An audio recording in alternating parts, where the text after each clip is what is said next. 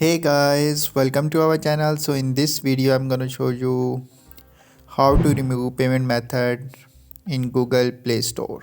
So just simply first of all what you need to do, you have to log in to your Play Store through your Gmail, and after that open your Play Store, and here you can see this is the main interface of Play Store.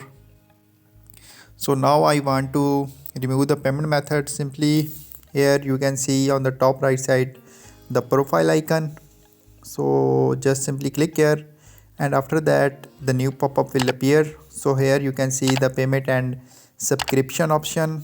So simply just click on payments and subscription, and after that here you can see the payment methods.